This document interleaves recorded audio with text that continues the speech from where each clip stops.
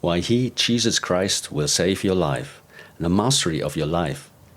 Whoever you are, wherever you live, whatever your circumstances in life may be, whether you are a good person or an evil one, whatever you have achieved, or even if you have achieved nothing at all, you are bound to matter, and you will never be able to free yourself from it. It determines your life as a physical being. It is your law, it is your life, it is your everything. You will never be able to escape this reality.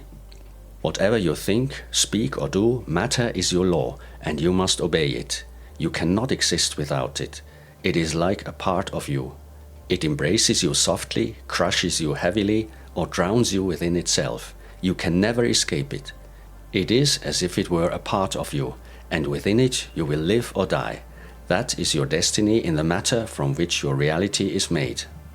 And into this reality you are born, and in this reality you will die. You may let yourself be taken in by it, play its game, you may resist it. Still, it is always there, and it will remain. It is like your mother, for it nourishes you with food, but it is also like hell, for it holds you captive in matter forever, gripping you with the claws of the evil, never letting you go. That is your blessing, but it is also your curse, for from this reality of life you can never escape.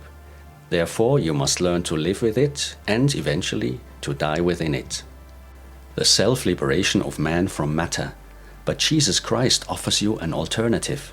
He said that He died for your sins to take your burden upon Himself and to set you free.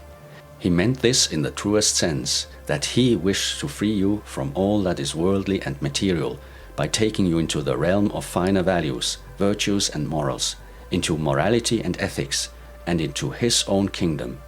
His aim was to create the perfected human being who would follow His example and become exactly as He already was.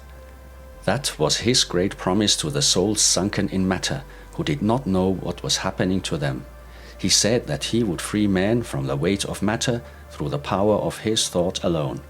And this word He has always kept. He said that man had to be freed from the heavy burden of guilt and sin pressing upon his heart, which the unconscious human being took upon himself every day, though he could not see it. His way was different from mere good conduct within society. He often mentioned, almost in passing, that the gate through which all had to pass was self-redemption. No one could become free through another's promise, if he had not given that promise himself. And precisely there lay the narrow reach of realization for man, where the first had to come to judgment with the world of matter, in order thereby to transcend himself. The material environment of humanity is manifold. For many it holds rewards of almost infinite and eternal kind, so that such a person will feel not the slightest urge to set out inwardly upon the path of transformation. Yet this transformation is necessary in order to become whole and complete as a human being, beyond pragmatism and matter. It is an ancient wisdom of the forefathers. They already knew that only he who has suffered oppression, misfortune, pain and injustice, who has passed through suffering and learned the agonizing realities of the human material world, can perceive what the true message of Christ was, namely the divine nature of the good, and that which within every human being had to be created by Himself as a vessel of the Grail. And though the rich and powerful were endowed with everything, they were not in the same blessed conditions as all those who, through outward hardship, underwent an inner development, for they lived solely in material pleasure, always striving to preserve their privileges over others, and thereby to suppress humanity through material necessity. And it was precisely this that Jesus Christ pointed out to all people. Through many parables He spoke of what, in life, was the only thing that truly mattered, and what was worthy to be lived for. And this was not the same as living a life of abundance through inheritance, wealth and property, so that one never had to solve the real problems of humanity and of the world, but could simply push them forward into all future times, continuing always to try to leave everything as it was, even if it was bad. Suffering has a deeper meaning. Few people are able to endure their fate as it presents itself to them. The greatest burden must be borne by those who live in want and hardship, who must endure unimaginable misfortune through no fault of their own, and which no human being can bear forever. Yet it are precisely these godly humans to whom the unique chance is given to develop according to His will, so as to stand near to Him. They are also the only ones who truly and completely understand the message of Jesus Christ, for they have passed through His furnace of transformation. And these then follow Christ, for they have gone through the purifying fire of matter, through all torments and blows of fate, and with full awareness that they are now on the right path, because they have found Jesus Christ, He, the great avatar of good. These godly humans have achieved the ability to recognize for themselves the very essence of life. They no longer need to read wise writings, holy books, or other scriptures said to contain true treasures. They themselves have become a treasure, having transformed themselves from lead into gold. They understand not only the deeper meaning of all suffering, but also the profound meaning behind the one and only good path of life. We have not come to conquer the world, to take possession of it. Rather, Jesus Christ wished that we transform it, in His sense, into paradise. Once we descended into this material hell in order to find ourselves, to find our path in Jesus Christ. Therefore, we have chosen the material hell for this purpose. That this was never meant to imply that we should now consider the material hell as the spiritual heaven becomes clear to those who have already gone through the path of hard destiny and who now walk the inner path of perfection in Jesus Christ. Such a one will scarcely be affected anymore by the material presence of the way of hell. We ourselves have chosen this path of purification toward the good, in order to be perfected, to cleanse our soul and our spirit, and to follow Him. For He is the way, the light, the life, and our redemption. There is only this one path into the freedom of the primordial power, the highest potential of all possibilities of creation, the path to Him. One must not forget that within this reality lay the beginning of all things, and that upon it all future existence will remain. For creation is never completed or finished. Eternal and infinite creations continue to emerge, and this is His work. Nothing is ever lost, nothing bad or terrible endures forever. Always a new cycle comes, a new time, a new world, and Christ will always remain the same. He is the essence of the powers of eternity and infinity, and with this power He can create everything that is still possible to be created through the dissection of matter and the reduction of potentials, for none of His potential power is ever lost. And it is precisely for this reason that suffering has meaning, because it shows that suffering arises only within matter, and never within the highest potential of all possible possibilities of spirit and soul. Whoever has not understood this has not understood the power of Christ. He is eternal and infinite, and with this power He transforms us through the suffering of the material world, so that we may become like Him, and so that suffering may finally reveal its meaning. He is always with us. His thoughts are our thoughts, His words are our words, and His deeds are our deeds. Thus understands a follower of Christ, once he has grasped His message. Christ is not one who imposes Himself upon anyone. He is utterly still, waits, remains silent, and compels no one to join Him. If He is disregarded, He nevertheless is and remains with us still. He follows us, and every word we think and speak, and every action we commit, is seen and heard by Him. His thoughts, He thinks them within us, and His powers of the highest potential, which never tire, they too act within us. Yet not all people are aware of how He abides within us, working in us to accomplish the great task and miracle, by making His power of the highest potential possible within us. He loves us so deeply that He even allows us not to accept Him, granting us full freedom within the potential of every capacity for choice. He is not some mute being lurking to seize humans in their free will. He does not seek to transform the world through His own forces and beings. He is entirely free to wait until we ourselves understand, until we ourselves will it, until the divine spark finds entrance within us. And through the necessity of time we will one day learn of our own accord that His powers are eternal and infinite. And when a human being decides to develop within himself this supreme divine being of Christ, it in no way diminishes the power of Christ. We can develop as much goodness and as many powers within ourselves as we wish, yet we shall never reach His power of infinity and eternity, which belongs to Him and through which He has become the creative governor of all worlds.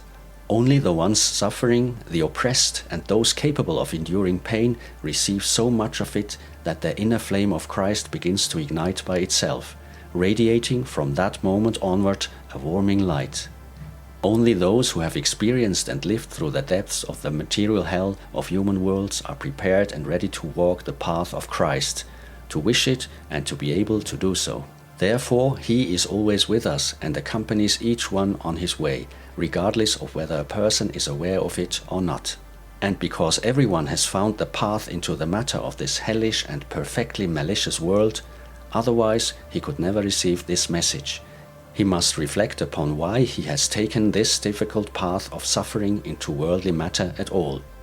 Then he will recognize that it is not his task to convince all people that this hell must be turned into a paradise, but that through the path of suffering, which is given to us for a lifetime and from which we cannot escape, we hold within our hands the very key to becoming perfected, to transforming ourselves into higher beings, and only thus becoming capable of following Him. Christ has left all this open to us, so that we ourselves may make this one most vital decision in life. He does not wait, He does not expect, He does not act. He merely observes and waits until one has accepted Christ within himself, in order then to be carried by Him, and finally to become free. For Jesus Christ did not promise us paradise on earth. His kingdom was never of this world. Whoever wishes to follow Christ must ultimately leave behind all goods of the world, seeing them as nothing more than dead, lifeless objects, containing within themselves nothing but burden and the oppressive weight of matter, which can never make man free. He who realizes this can free himself from all attachment to matter, and at last become a perfected human being, through Jesus Christ, our Redeemer from this world. Ages and civilizations. Entire civilizations will arise and pass away again. Entire worlds will appear and then vanish once more. Everything in matter has its appointed time, only to be replaced by something new. Man cannot hold on to what once belonged to him. He must learn to release it, to let it go. Possession belongs to no one who must one day leave this world behind, nor can it belong to his descendants for all eternity. Almost everything in man is perishable, except for the divine spark, which in Christ lifts human beings above all matter. Whoever lives within this eternal and infinite reality and acts on earth in His name not only develops the powers of Christ within himself, but does what Jesus Christ did on earth and will continue to do throughout all future ages. Therefore, no human being should cling to material wealth, should not long for it, nor see it in his fulfillment or his path in life. Rather, he should recognize what his true tasks on earth are, and that it was he himself who chose to take upon him this burden before entering this world. There exists then within every human being a consciousness that has chosen this path for the same reason, only to have forgotten all these realities through birth, for remembrance in matter is not possible and is transformed. Yet the path remains, and it does not lead past Jesus Christ, for it is He who has made this way of remembrance possible at all, and who works within us in precisely this form, surpassing all things. But not all human beings find a path of remembrance beyond their forgetfulness, and therefore suffering exists, to restore this remembrance so that we may recall our earthly purpose. Suffering was never meant as the misfortune of the world. Rather, suffering is the great liberation that develops within us when, under its pressure, we remember who we truly are, what our tasks are, and what we must accomplish on earth. Then we are able to continue along the path of Christ, to move from one path in life to another, and finally, one day, to transcend ourselves, so that even death may be overcome, just as Jesus Christ overcame it. For in this too He was our example, showing us that death can harm no one who remembers his true, authentic life, and why He chose this path into the earthly hell. This is the path of purification, the path of transcendence, and it can find its purpose only in the name of Jesus Christ and in the cleansing from all matter. Whoever has understood this carries Christ within himself, and no death can ever touch him again. Cast off matter and become spiritual human beings, as Jesus Christ has taught us. Against the evil of all worlds. According to the thought of Christ, matter is everything that binds the freedom of the spiritual human being, that makes him the fulfiller of creative differentiation. And it is within this same matter that Jesus Christ himself was once nailed to the material cross. Yet just as he was able to free himself from his death, so too it is possible for man to rise from the depths of the material hell and transcend himself as a super-divine being of the primordial source. But for this he must walk the narrow ridge where humanity can orient itself toward higher values and through which the Christ nature within man may appear in its full bloom. To do so, he must follow the primordial power in perfect manner, understanding what lies behind the creative potential in order then to generate within himself a presence of Jesus Christ in a wondrous way, so that he may use within himself his infinite powers of potentiality. This is called the opening of the Grail, for within it lies the entire secret, the force that can act against evil, and from the magical radiance of a good core bring forth everything that, through the essence of infinity and eternity, can arise within man. Only when this potentiality has been awakened within can the being of Christ take its seat within a person, and the full power of the highest primordial potential likewise manifest itself. Whoever stands against the evil of the world cannot combat it through simple or righteous deeds alone. He must first create within himself the foundation for the struggle, so that he may fight with those weapons capable of reaching the total forces of the highest potentiality. This is the secret of how the good can receive a true spiritual soul foundation. It is a method that has always been practiced by the followers and apostles of Jesus Christ to attain within themselves the highest spheres of transformation and transmutation of Christ. What some have kindled within themselves as fire or light through deep spirituality or meditation could never be achieved by merely wanting to be good. Each one of them had to generate within himself his own personal Christ in order for this transformation to begin. For man ever desires to live within the material spheres of the world, and from there he can scarcely escape when it comes to transmuting evil into good motives and states of being. This means that hardly anyone can ever enter sufficient transformation without the assistance of Jesus Christ, to generate within himself the full potential forces and to become a truly good human being.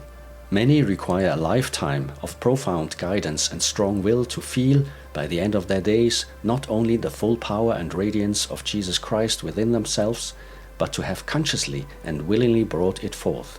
And precisely because this is a mystical masterwork of unrecognized magnitude, one must practice and train daily, so that one may develop the full chalice of the Grail, through which all things may ultimately be transformed, turning all evil into good.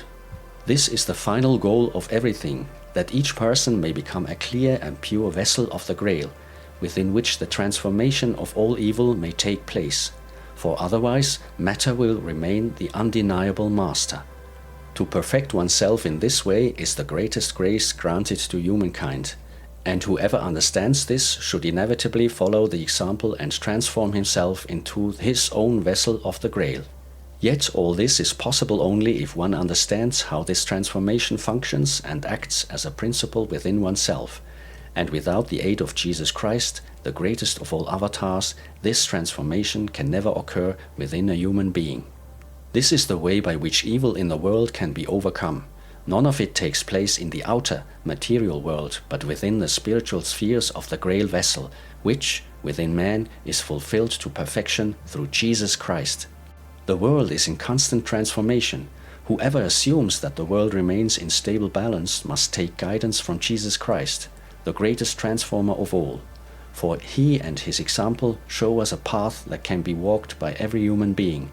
He said clearly and unmistakably that everything is encompassed within a natural flow, through which the fateful turns of life can at any time be altered, and thus, truly, nothing stands fixed in time or space. All things are reached and created only through the Spirit.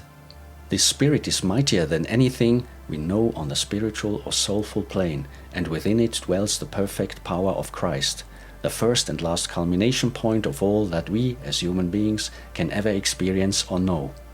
He is our example in recognizing what can be achieved within matter. He knows our limits and our needs, our suffering and our doubts, and where these may be softened or even lifted entirely through Him. For this very reason, it is of such importance that we follow His instructions precisely, so that we may perfect ourselves therein, and, following His example and model, bring about fulfillment in the world. He is and remains the meta level of all that we humans, in our highest spirit, can conceive about Him and His good work. Whoever does not know this level of understanding and reason cannot comprehend what it means for his own ability to become a vessel of the Grail Himself. He is the all in all, the highest of all potentials, and therefore He is freed from the evil that could hurl the world back into matter.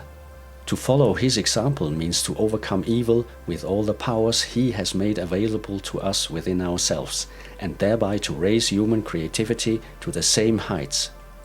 Knowing well that the world can never be stable and is subject to continual change, every human being must realize and experience for himself that he can and must generate his Christ within, in order to become capable of completing his spiritual work upon earth. Exactly the same instruction must be given to all future generations in His name, so that the world may remain in transformation toward the good, to continue as an eternal generator and converter of the best within this sense. The masses of humankind have not yet understood this, but evermore will follow Him and comprehend, so that their souls may be saved and the salvation of Christ be granted to them. And although it must largely be assumed that the masses of humanity will continue to wade through the lowlands of the material world, of greed, ignorance, ruthlessness, and barbarity, and that matter will fully encompass them, yet not all hope is lost for humankind. Within the few there will dwell openness, truth, love, and justice, but about all the understanding of the eternal and infinite potentiality of the will of Christ, and from there endless and everlasting fruits of humanity, goodness, and mercy will again and again arise anew.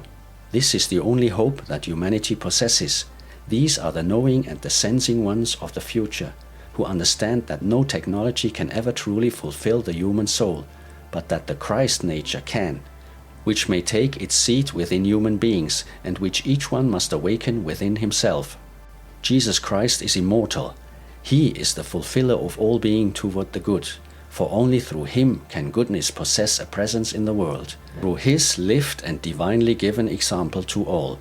And whoever desires not only to experience this good upon his path, but also to create it, has but this one and only way to do so, by granting Christ a place within himself. In doing so, he lifts and elevates himself, his mind, his soul, and his essence, above all things, into the highest potentiality, into that realm where matter can never take his throne, where it fills no space, and where neither logos nor ratio can constitute reality. Only thus can Jesus Christ become possible within us, to have presence through all coming eternities and in every conceivable infinity, a presence that forms an unbreakable bond between Him and humankind. Yet for this He requires the human vessel. Without it, He cannot fulfill Himself, for His sphere of action would be diminished. Man alone is capable and able, alongside other living beings within the infinite expanses of space and time, to offer Him a dwelling, a presence in which He may take seat to transform all evil into good. Therefore, other worlds are equally suited to fulfill this sacred duty, to give goodness a presence within their own realms. Jesus Christ is not bound to His earthly manifestation, for His laws prevail everywhere throughout the cosmos. He is present in every high culture and in every civilization of living beings, those that have been founded and those that are yet to come. This is what one must understand in order to know Him and His reality more deeply. He represents a universal principle that holds validity in all other worlds as well. Therefore, one must not think that the Christ nature of living beings is limited to the matter of earthly existence. This too is a mystery that only few among humankind comprehend, and yet it is one that may be received and used by those who can recognize and accept His realities. For humanity is but one among countless life forms within the multiverses of eternity and infinity, and thus Christ is and ever shall be present within all of them, working the same transformation within their consciousness as within that of humankind. Christ, the final power. When, at the end of all ages, the forces of matter are exhausted, when the darkness of the cosmos descends upon worlds and civilizations, then still the power of Jesus Christ will glow and burn within us. For He is the first and the last fire of the world spirit, a flame that will continue to burn in us eternally. We need only feel Him, recognize Him, understand Him, so that His forces may awaken and unfold within our own being. And since these forces are eternal and infinite, they shall remain present and valid even to the last moment of our own universe. Then all will repeat itself on another plane, in another time, in another space, eternally and without end. New universities will arise, and with them the power of Christ will once more be revealed as the final and greatest force of all forces, greater than every form and function of singularities or highest potentials, for He is bound neither by the laws of nature nor confined by space or time, and thus can never fall into annihilation. For Him, the creation or dissolution of a singularity is but a single instant, an instant He may repeat endlessly. Therefore He is called not only the supreme creative power, but the Ur itself, the primordial origin, for He contains within Himself all highest potentiality and uses it for the making of every creation. Human beings, as part of His own creation, may take Him as the highest and purest example of how, through infinite and eternal potential force, new worlds and universes may be born, without the expenditure of immense energies. He possesses the power and understanding to set everything into motion. Therefore He is called the first mover, the primo motore, the Ur, in whom all potential already resides. What humankind so often fails to perceive is that His force is never vain, and that He shall forever remain the bearer of the greatest potential, from whom nothing, not one fragment of power or being, can ever be lost. Thus it is to Him that we must first entrust ourselves, even before we seek to master the forces of nature.